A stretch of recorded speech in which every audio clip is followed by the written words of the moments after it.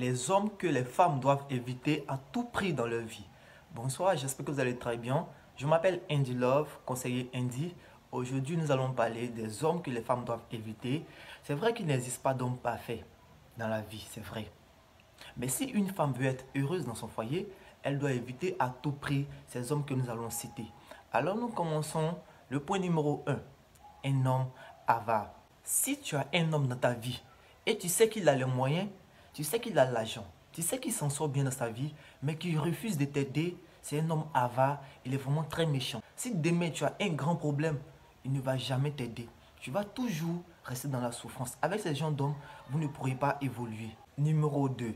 Évitez toujours les messieurs je sais tout, les messieurs je sais tout. Les hommes qui pensent qu'ils savent tout. Une seule personne ne peut pas tout savoir dans une relation. Une seule personne ne peut pas tout savoir dans la vie. Quand tu te mets en couple avec une femme, normalement la femme doit t'apporter son aide.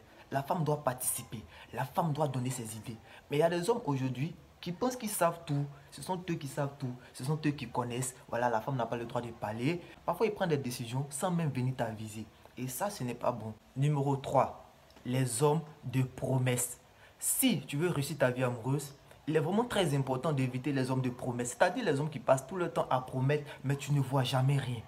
C'est-à-dire, le jour où toi tu as besoin de lui, il n'est jamais là. Il trouve toujours des excuses pour ne rien faire. Mais c'est lui qui passe tout son temps à promettre.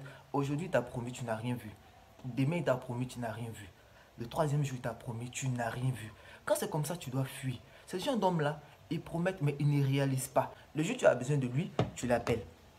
Allô, c'est comment? J'ai besoin de toi. Il dit, j'ai atteint un truc là, j'ai atteint un truc là. Quand ça va venir, je vais te faire signe. C'est-à-dire, lui, chaque jour que Dieu fait, il atteint un truc. Mais ça vient, on ne voit jamais. Numéro 4. Évitez les hommes paresseux dans votre vie. Une femme doit se mettre avec un homme courageux. Un homme qui est capable de débloquer la situation. Avec ces gens d'hommes, même si demain tout est compliqué, il va toujours s'arranger pour vous sortir de la situation. Un homme qui est courageux, avec lui, l'avenir de tes enfants est assuré. Peu importe la situation qu'ils ont en face, ils vont toujours se battre pour s'en sortir. Mais les paresseux sont toujours en train de dormir. Si on doit vous chasser de votre maison, si vous n'arrivez pas à manger, lui, ce n'est pas son problème. Numéro 5. Les non-croyants. Évitez les hommes non-croyants qui n'ont pas la crainte de Dieu, les hommes qui n'ont pas la crainte de Dieu. Évitez-les. Ce que moi je peux te conseiller, c'est de sortir avec un homme qui a la crainte de Dieu. Parce qu'un homme qui a la crainte de Dieu, il a peur. Il a peur de faire le mal. Il a peur de faire du mal à une femme. Quelqu'un qui n'a pas la crainte de Dieu, il fait ce qu'il veut parce que voilà, il n'a pas d'arrière-pensée, il n'a pas de conscience, il agit comme il veut. Il n'a pas peur de quelqu'un puisqu'il ne croit pas en Dieu. Mais quelqu'un qui croit en Dieu, quand il agit avec conscience. Il sait qu'il y a des choses qu'il ne doit pas faire. Il ne doit pas faire du mal, il ne doit pas faire ceci, il ne doit pas faire cela. Tout est calculé. Numéro 6. Évitez les hommes qui se jouent au sein dans les foyers, les seins dans le couple. Les hommes qui ne reconnaissent jamais leur tort. Mais c'est toi la femme qui a toujours tort. Quand il y a un problème, c'est toi la femme qui n'a pas raison. C'est toujours toi qui n'as pas raison. Mais c'est lui, il a toujours raison. Il ne reconnaît jamais. C'est-à-dire que lui, il n'a jamais tort. C'est pas bon. Numéro 7. Les hommes ingrats. Évitez toujours les hommes ingrats dans votre vie. Quand tu es avec un homme ingrat, il est mieux de fuir que de rester avec lui. Parce qu'avec ces gens d'hommes-là, ils ne seront jamais reconnaissants. Peu importe tout ce que tu vas faire, tu vas te battre, tu vas te sacrifier, tu vas abandonner tes parents, tu vas faire... Il ne sera jamais reconnaissant. Avec ces gens d'hommes-là, si tu galères avec lui demain, quand tu vas réussir, il va t'oublier. C'est pourquoi aujourd'hui, plusieurs femmes ont galéré avec des hommes. Mais aujourd'hui, ces hommes-là ont réussi, ils les ont laissés. Numéro 8. Évitez les hommes immatures dans votre vie. Si tu veux être heureuse, évite les hommes immatures. C'est quoi un homme immature? Un homme immature, c'est celui qui est toujours pressé d'aller raconter vos petits problèmes à ses amis.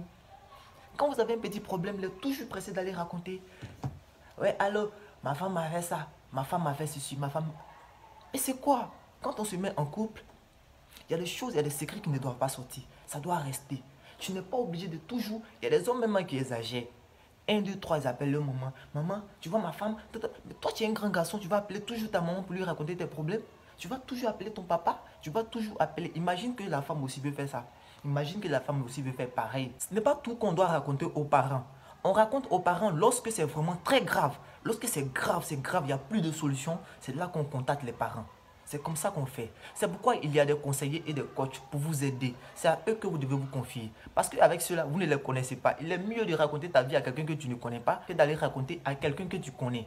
Parce que si c'est quelqu'un que tu connais, demain il peut utiliser ça contre toi. Mais quelqu'un que tu ne connais pas, ça ne va nulle part. C'est tout pour aujourd'hui et je vous donne rendez-vous prochainement pour une nouvelle vidéo. Ciao, ciao.